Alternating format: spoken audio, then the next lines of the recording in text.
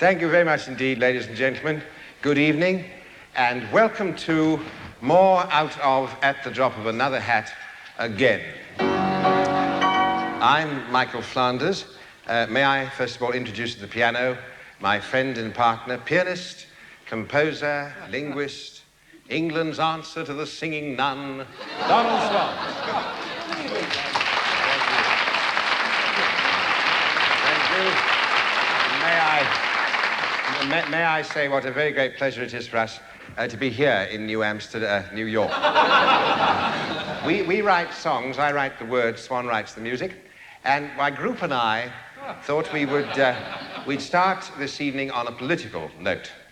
I think we are going to have to turn more and more to the theatre these days for serious political thought, now that politics is becoming more and more a part of the entertainment industry. Everybody's making albums and so on. I must say we find your politics very entertaining over here, particularly the elections, when they close all the bars, which is a fantastic thing to do. We don't do this in England. We feel nobody's going to vote for any of them sober.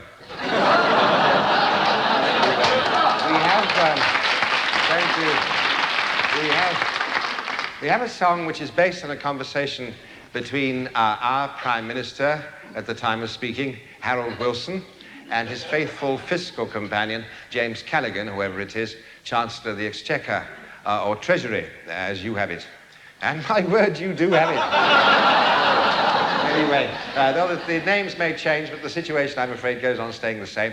This song should really be sung on a tightrope, accompanied by a chorus of tiny Swiss bankers, all dancing in a slow inflationary spiral.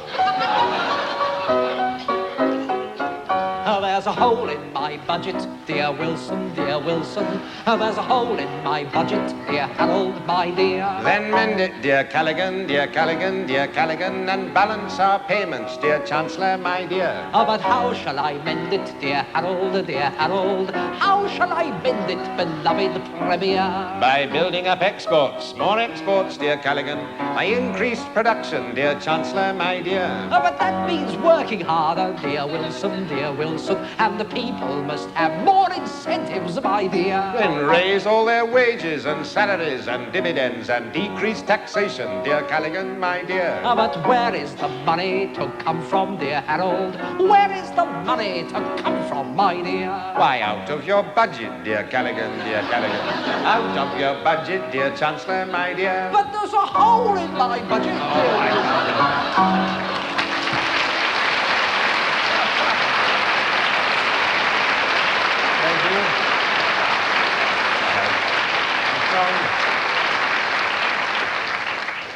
A song based on a very old French folk tune.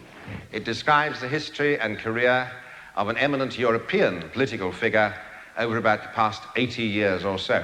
It's called All Gaul. It will be sung in 3 parts. Oh, the blessings of a classical education.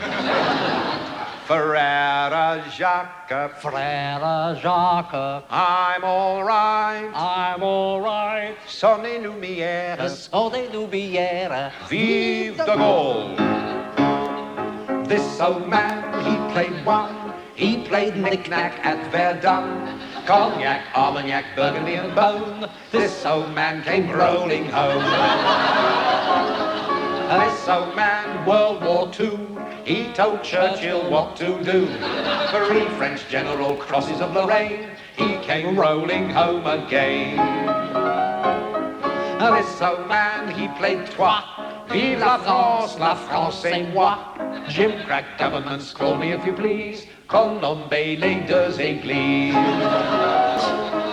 This old man, he played 4. Choose de Gaulle or civil war.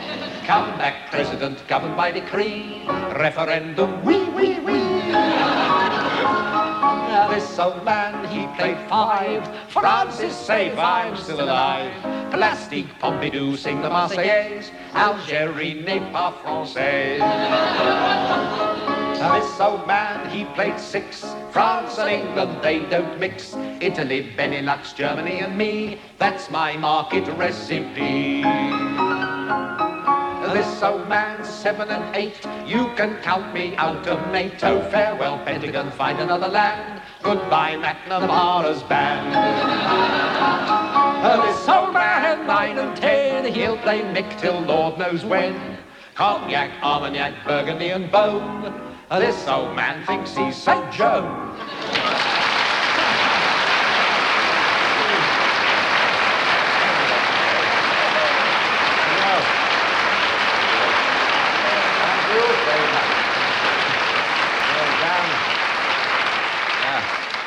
Down with the French-speaking Walloons and freedom for Flanders, that's what I say. That's where my forebears came from.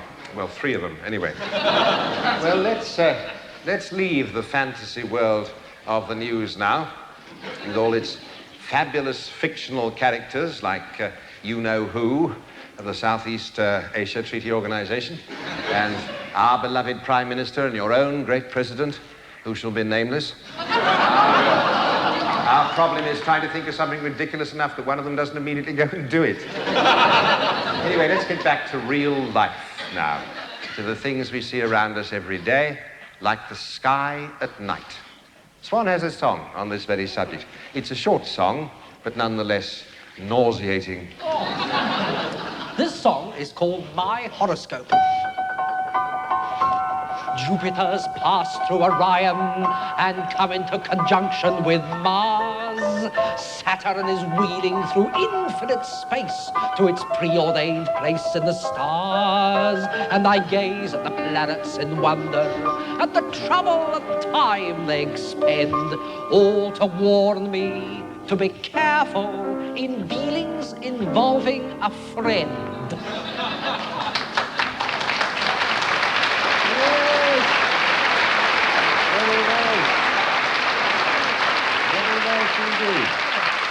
Marvelous. Not much scope, but a lot of horror. Well, what is your zodiacal sign, anyway? Oh, my dear chap, I'm Libra. Libra, son of a librarian, are you? You're absolutely right, you know. There's all sorts of marvels going on in the heavens up there.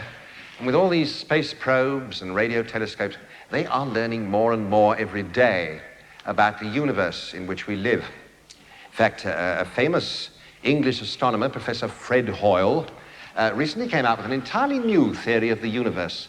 It's most interesting. Apparently one day, Fred Hoyle was just browsing through Einstein's theory of relativity, as one does. And he suddenly spotted a mistake, you see, and he said, "Hello? Hello, hello, hello.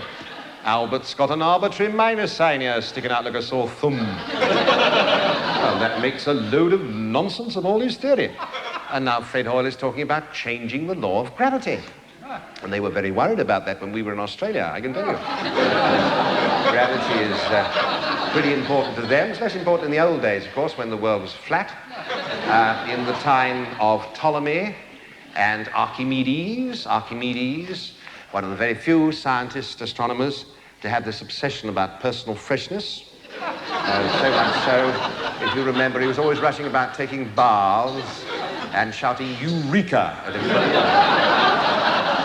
"All right, I'll tell you why you weren't asked to the forum. You have bad breath." What a detestable girl that is, isn't it? Why do you put up with her? I don't know. The fact that the world is round. Yes, round. We know it's round. We've been round it. Yes. Swann took some amazing photographs of the world from an altitude of 5 feet. When we developed them, it showed conclusively that certain parts are black with blurry edges and the remainder white with crosses on it. The fact that the world is round, or rather an oblate spheroid, you know, like an orange when you sat on it. Not too hard, mind you. This was not discovered until very much later by a famous Polish or Dutch astronomer, according to whether you accept the Treaty of Utrecht or not. And this man's name was Copernicus. Now, Copernicus proved this conclusively in a simple experiment that you may carry out for yourselves. If you're by the sea and you stand on a dock there, and you watch a ship sailing away from you to the horizon, you will notice that first the hull disappears, and then the bridge, and finally the mast. And that shows that the surface of the Earth is curved. or that the ship sunk. We have an animal song now. I was taking compass bearings for the ordnance survey by an army training camp on Salisbury Plain. I had packed up my theodolite, was calling it a day, when I heard a voice that sang a sad refrain. And this is what it sang. Oh, my darling armadillo, let me tell you of my love. Listen to my armadillo roundelay. Be my fellow on my pillow underneath this weeping willow. Be my darling armadillo all the day.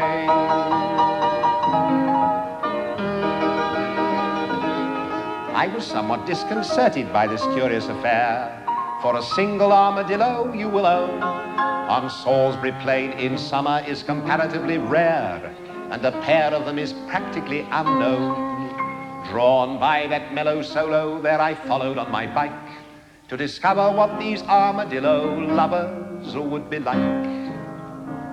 Oh, my darling armadillo, how delightful it would be if for us those silver wedding bells would chime. Let the orange blossom billow if you'll only say I will. Oh, be my darling armadillo all the time. Then I saw them in a hollow by a yellow muddy bank, an armadillo singing to an armor-plated tank. Should I tell it?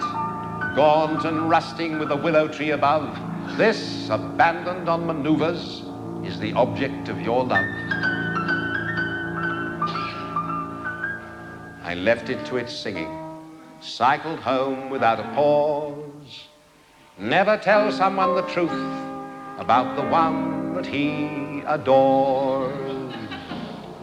On the breeze that follows sunset, I could hear that sad refrain, singing willow, willow, willow down the way. And I seem to hear it still, oh, vive l'amour, vive l'armadillo.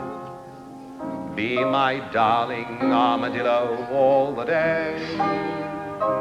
Be my darling armadillo all the day.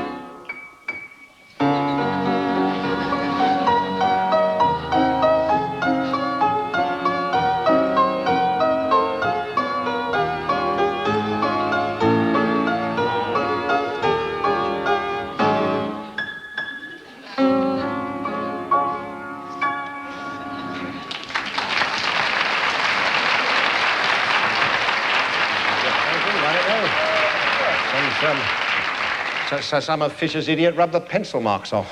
I envy you, you know. I do, I envy you. It must be marvellous to play the piano. Any time you want to, you can just sit there. You can play through all your own music. Or you can play good music. Good? Good music, classical music. Your music is not yet classical because you are not yet dead. If you want to be classical, you have to stop composing and start decomposing. Oh, we are in jugular vein tonight. Yes. I love classical music. I could sit up half the night listening to Beethoven's late quartets. And all my life, I have wanted to play the horn, or French horn, as they call it. German horn, as the French call it.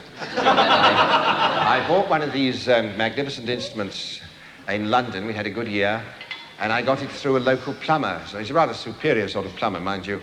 Likes to be known as a drain surgeon. And he made me a horn.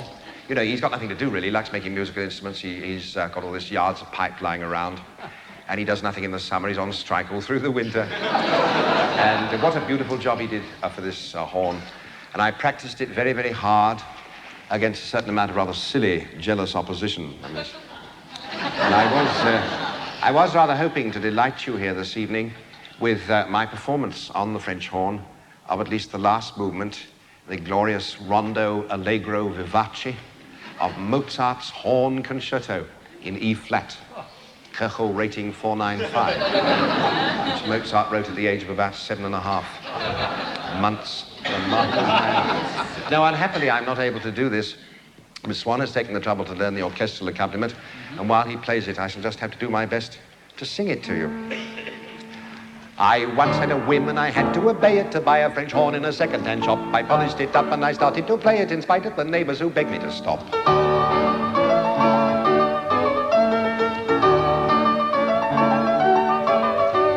To sound my horn, I had to develop my embouchure. I found my horn was a bit of a devil to play, so artfully wound to give you a sound, a beautiful sound, so rich and round.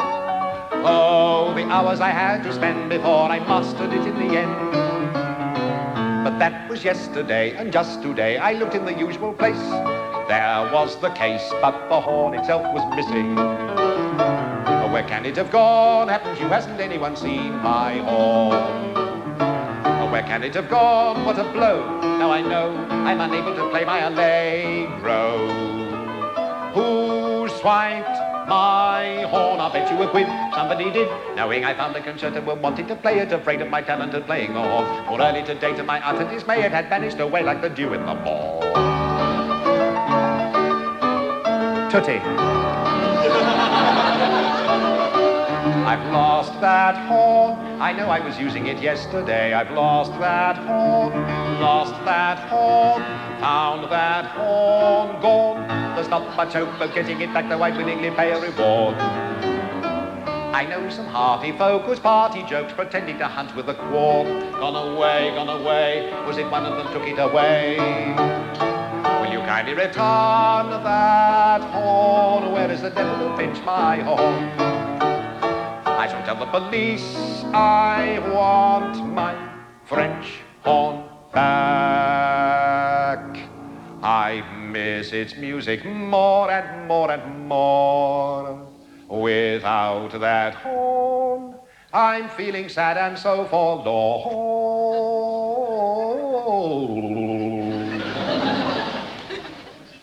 Oh, oh, oh, oh, oh, oh,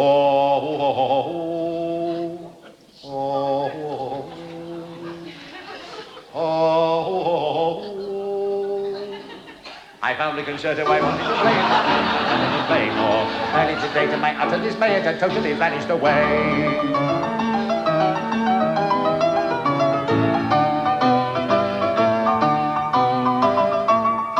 I practiced the horn and I wanted to play it, but somebody took it away. I practiced that horn and was longing to play it, but somebody took it away. My neighbor's asleep in his bed. I'll still make him wish he were dead. I'll take up the tuba instead. Wah, wah.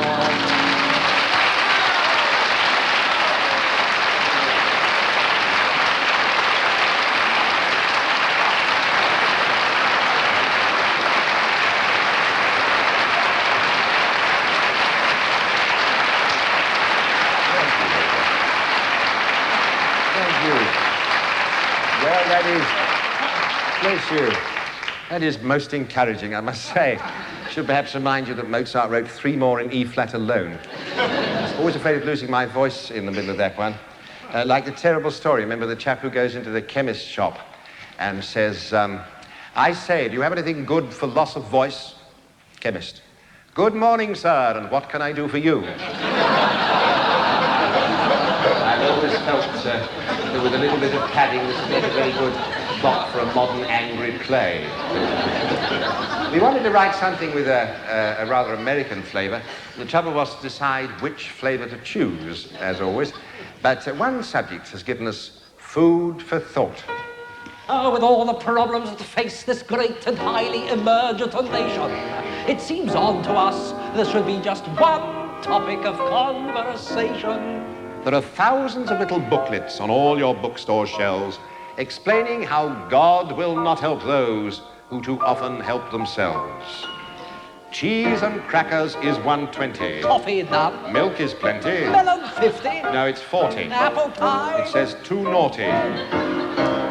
Diet, diet, diet, diet, diet, diet, diet, diet, diet, diet, diet. Everyone should try it, faithfully apply it, and build a great society.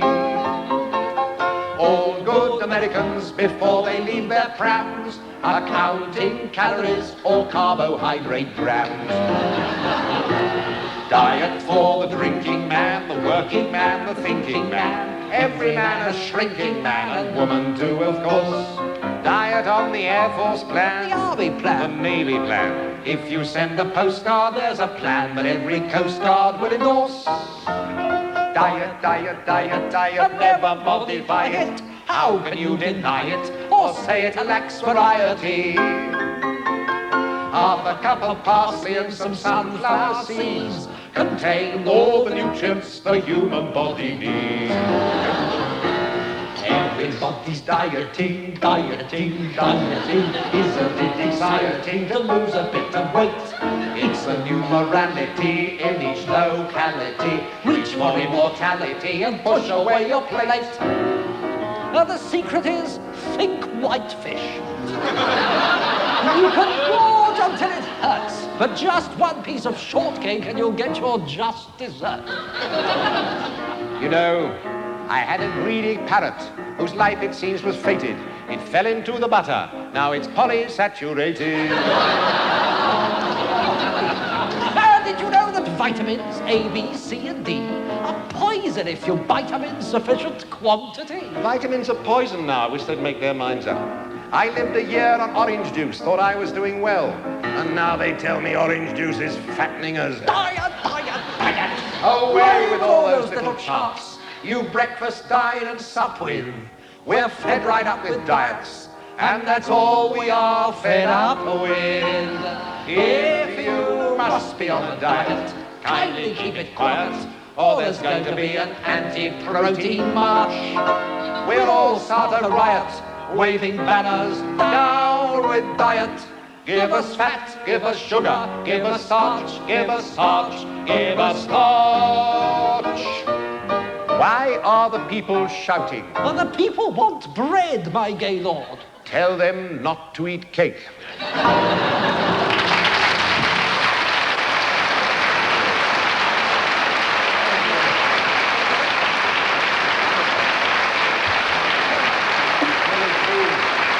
Thank you. It seems a shame to be on a diet with all these marvellous things to eat you have over here that we don't have in England, like English muffins. First time we ever had English muffins in our lives was in California, wasn't it? In Los Angeles. It was in a diner there, a nice little place, modelled on the Sistine Chapel. It was called Mike Angelo's, it was called. We wandered in and Swann saw on the menu, it said toasted English muffins. And so he said to the man, he said, I will have some toasted English muffins. And this chap shouted down the hatch, he said, burn the British. There's no way to treat visitors, is it? I suppose pretty well every visitor to England finds time to go down to Stratford to see the house in which Shakespeare wasn't born. And then on his way home to London, having paid his tribute to the immortal Beard, with any luck, he will find himself on Salisbury Plain and have a look at a most marvellous prehistoric monument there, Stonehenge. If you haven't seen this before, or to refresh your memory, we have a picture of Stonehenge for you here. There it is, Stonehenge.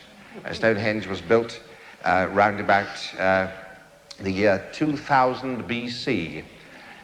We've had some very fine buildings in England since then, of course. But we do have a lot of trouble with urban renewal. I know you do too. One of the great problems of urban renewal is that there is always somebody who loathes any new building.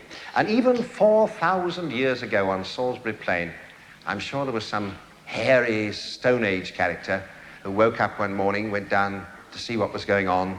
Don't expect he cared much for what he saw, even then.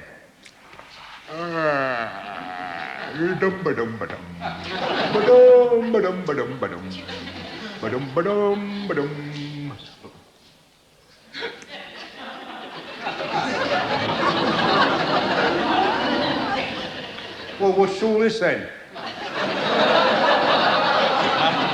You're not going to put these great ugly stone blocks up here, are you? You can't do that. What is it anyway? A henge? Well, who wants a henge? You may call it megalithic culture. I call it vandalism. I suppose you realise this is about the last bit of unspoiled country in the whole of Wessex. When I first come here, there was nothing. Nothing as far as the eye could see, just glorious, rolling, virgin swamp. Look at it now. First we got the round barrows, then we got the long barrows, then we got the flint mines. Now they started carving out these white horses on the hillside. Have you seen that? I don't know, it's some sort of ad for mead, I think. They don't call them the beaker folk for nothing, you know. And now you lot come dragging these great prefabricated dominoes all over the road. Where'd you get that stone from? That's not local stone. From where? From the Preseli Mountains in Wales. I know it's in Wales, I've been abroad. What do you want to drag them all that way for, Nate? Now you've got them here, what are you going to do with them? You're not leaving them like that. You are two up and one across the top, all the way around. Well, if that's modern architecture, roll on the Ice Age, I say. How new are you calling Neolithic? Well, I may be, but I'm secondary Neolithic, mate. I've got me flint tools here, you know. I've got this axe head. It should have a stick through it, but the thong bust. I've got this one for scraping things with. I've got that one of indeterminate purpose. You don't get workmanship like that these days, you know. They are all genuine Ugg. Ugg the flint canapper. There he is, he sits up there canapping away all day, canap, canap, canap. He can make fire too, can't you? Yes, you twit. That's how we lost the forest.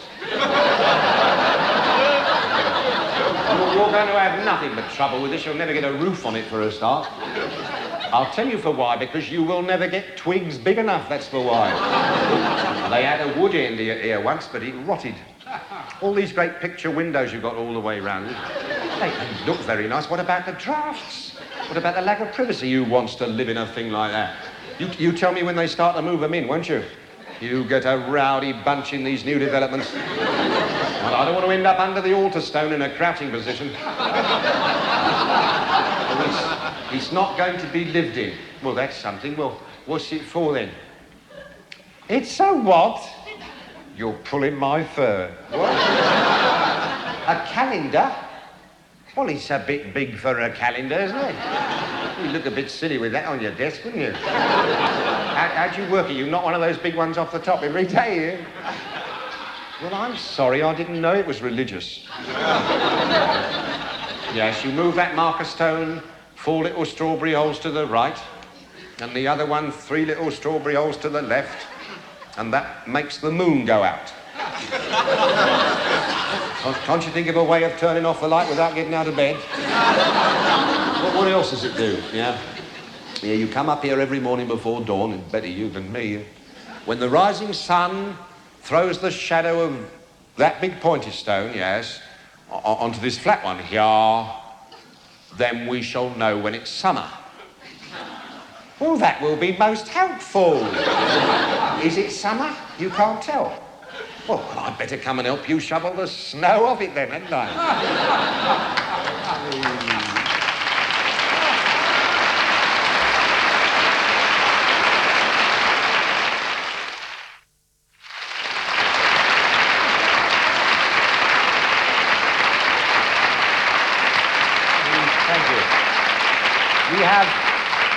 Thank you very much.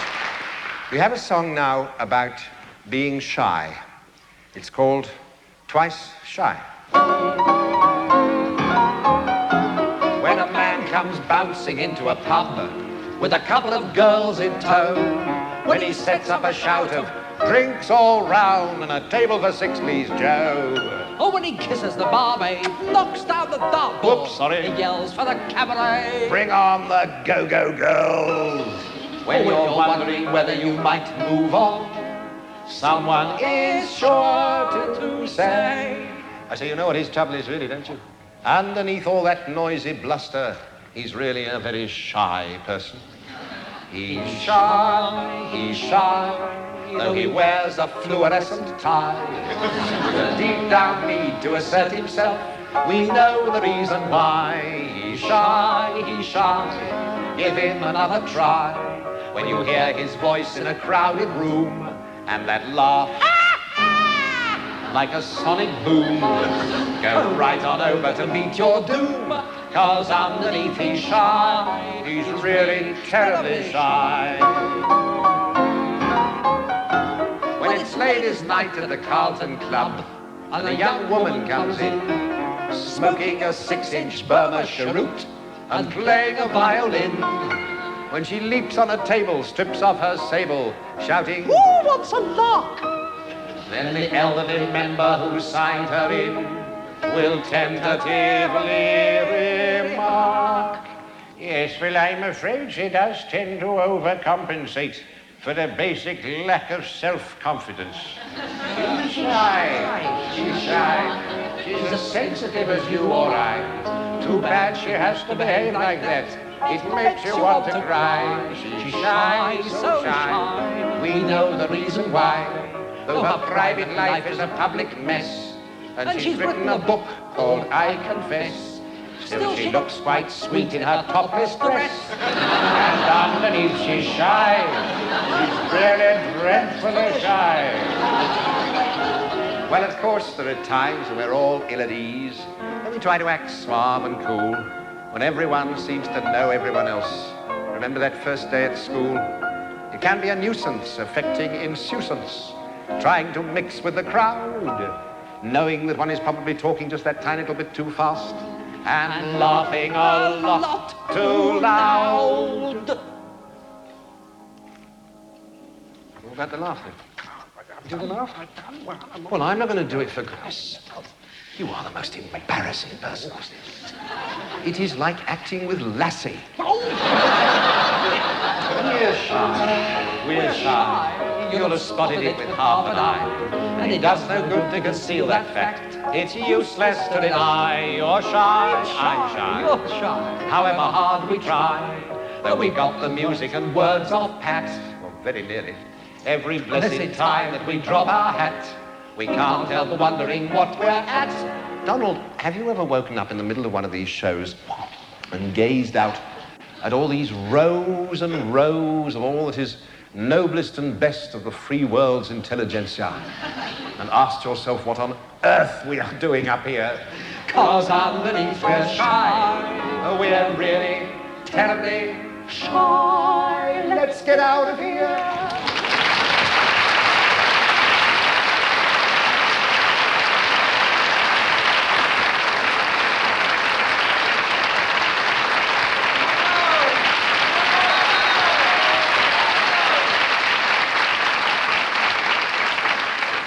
I'd like to sing you a setting of a poem from a book called Lord of the Rings by J. Tolkien of Oxford University. I love this Lord of the Rings. I keep rereading it. Tolkien manages to create an entirely new world, new peoples, new creatures with their own history, their own geography. He's even invented a new language, especially for the book. It's called Elvish. The principal characters are hobbits, and one of these hobbits is Bilbo. Now, Bilbo is a poet who's had many adventures, and in this poem, he's sitting beside the fire, reminiscing in his extreme old age. Towards the end, he hears comforting voices speaking to him in this old, mysterious language.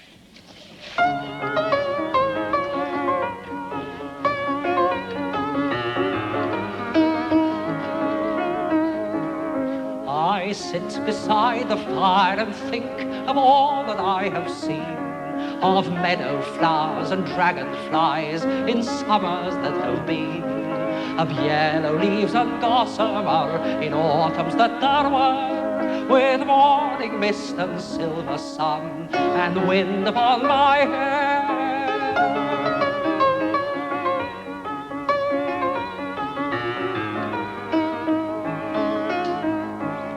I sit beside the fire and think of how the world will be when winter comes without a spring that I shall ever see.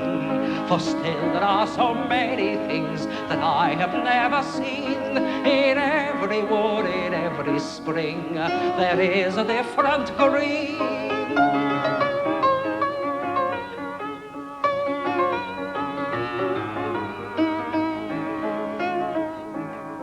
I sit beside the fire and think of people long ago, and people who will see a world that I shall never know. But all the while I sit and think of times that were before, I listen for returning feet and voices at the door.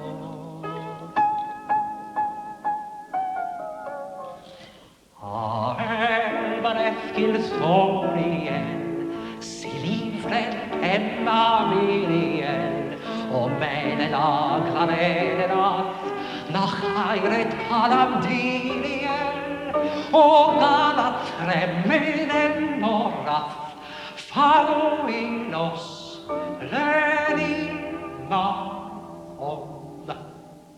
I listen for returning feet and voices at the door.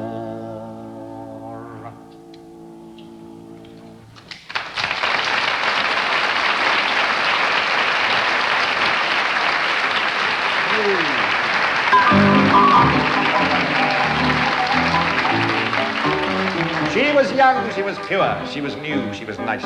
She was fair, she was sweet, 17. He was old, he was vile, and no stranger to vice.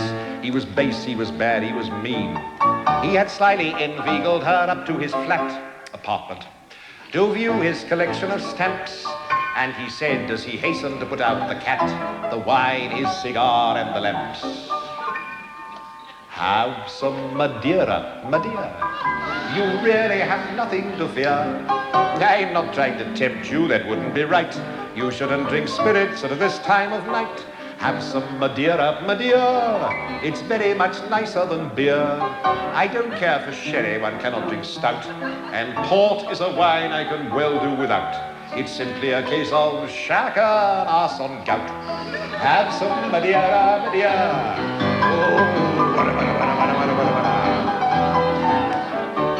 unaware of the wiles of the snake in the grass, of the fate of the maiden who topes, she lowered her standards by raising her glass, her courage, her eyes, and his hopes.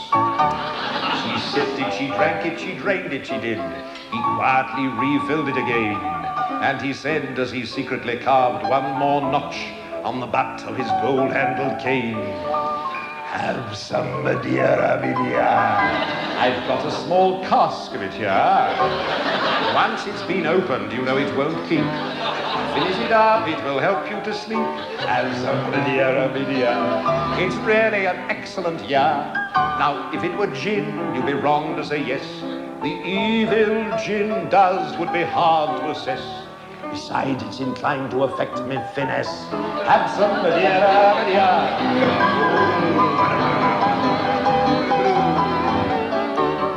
Then there flashed through her mind what her mother had said, with her antepenultimate breath.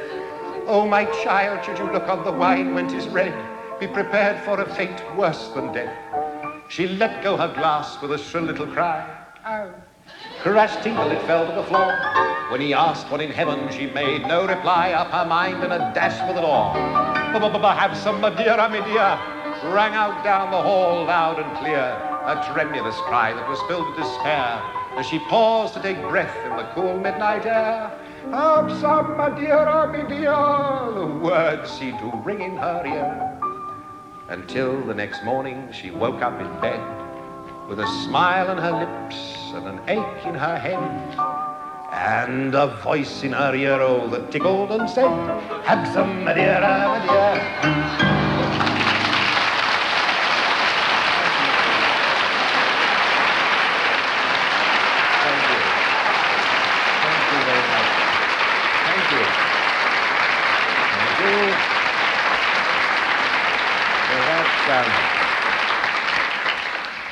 Well, that brings us to the main purpose of our visit here, which is to explain to you England's present economic difficulties.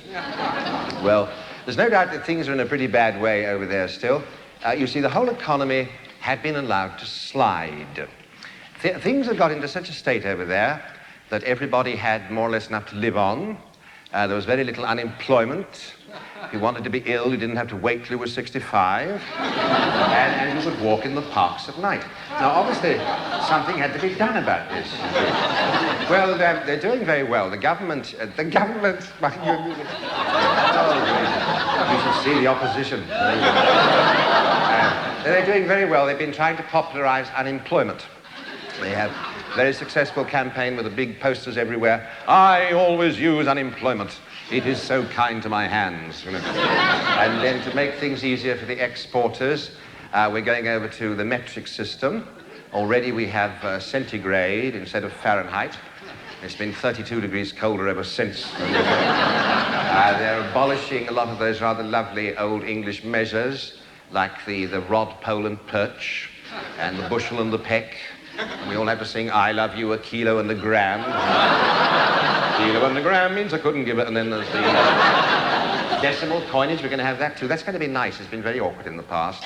I mean, as you know, whereas you would say a girl looks like $1 million, we have to say she looks like £357,942, 18 and 4 pence.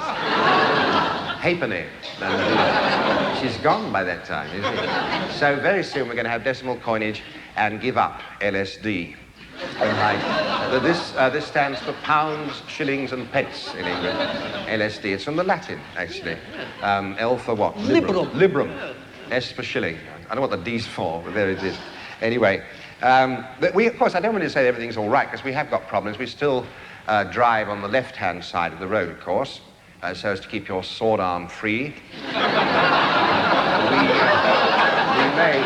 We may change this because they're digging this tunnel through to France. There's going to be a nasty bang in the middle if they don't. It's no good thinking the French are going to change anything, is it? And, going into Europe, joining the European common market, that is undoubtedly one way out of our problems, many of them, but this will mean eventually England leaving the Commonwealth. And we thought we should have a song now about the Commonwealth while there's still time. And here it is. It's called Commonwealth Fair. We'd like to sing you a Commonwealth song, all along, down along, round along Lee. There isn't much of it, it won't take us long. Without Era, South Africa, and some say Nigeria, Tanganyika, Zanzibar, revolting Rhodesia and all, oh, Southern Rhodesia and all. The Commonwealth hasn't much meaning today, all about turnabout, roundabout Lee, except for the few who are still willing to play, like Australia, New Zealand, Great Britain, and Canada. Well, that's about the lot, really. And that doesn't include Montreal. That doesn't include Montreal.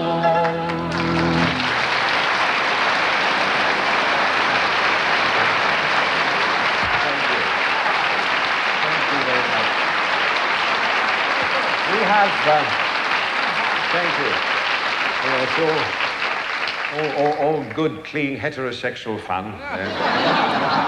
We have many problems in England. One of the problems is that we do not have an English national song. Don't know if you've ever thought about this. We always make do with songs for Great Britain as a whole, you see. That's quite different, as you know. The rule is if we've done anything good over there, it's another triumph for Great Britain. If we haven't, it's England loses again.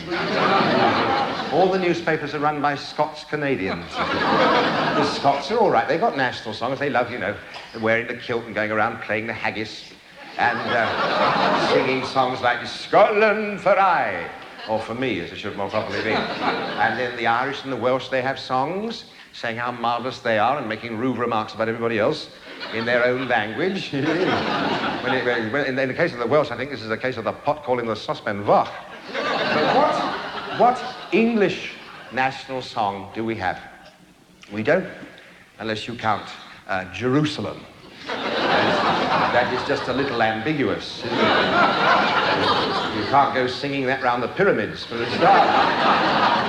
You're all right. You've got these marvellous songs like My Country, 'Tis of Thee, which you sing to the tune of God Save the Queen, I may say. And not one penny in royalties have we ever got out of it. No reproduction without taxation. Canadians got the fig leaf forever, and they got this marvellous new national flag. Have you seen it? With a dinosaur's footprint on it. It's lovely. And then there's the Germans, and no matter what you may say about them and who doesn't, what a marvellous song that was. German overalls. What a marvellous song. Well, why can't England have a song like that? Well, I'm happy to tell you that I and my very good friend, old Giles Goatboy here, we have written a national song for England. A sort of English backlash song, you know. Go home, Scott sort of song. Ireland, get out of Liverpool. You know. Down with Welsh power. We don't have black power, we have white power, but that's a detergent. We hope that all true-born English men and women in our audience will join in the chorus, and if you don't have the good fortune to be true-born or English or a man or a woman, then I hope you will join in as a mark of ordinary, decent respect. Always remember, if it hadn't been for the English, you'd all be Spanish. This song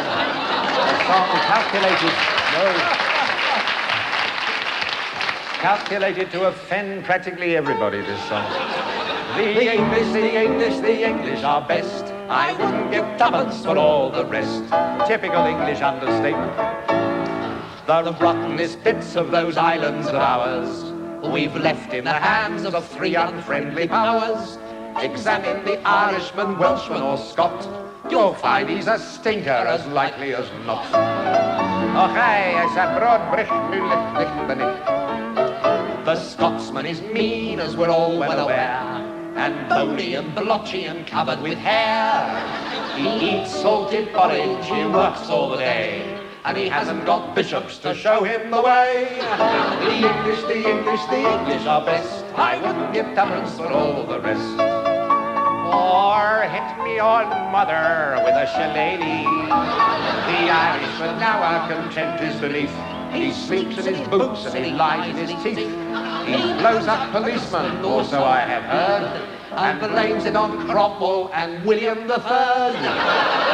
The English are noble, the English are nice, and worth any other at double the price. Oh, you do some Welsh. Vote for Lloyd George, Yakina. The Welshman's dishonest, he cheats when he can, and little and dark, more like monkey than man. He works underground with a lamp in his hat, and he sings far too loud, far too often, and flat. And crossing the channel, one cannot say much for the French, or the Spanish, or the Danish, the Dutch, or the Germans are German, the Russians are red, and the Greeks and Italians eat garlic in bed. The English are moral, the English are good, and clever and modest and misunderstood. Not forgetting, in case we've omitted a few, Australians, Asians and Africans too. Americans ditto, all over the place, regardless of colour, religion or race. The English are best. I wouldn't give tuppence for all the rest. It's not that you're wicked or naturally bad. It's knowing you're foreign that's driving you mad. Oh, the English are all that a nation should be, and the fanard of the English is Donald, Michael, Donald, Michael, and me.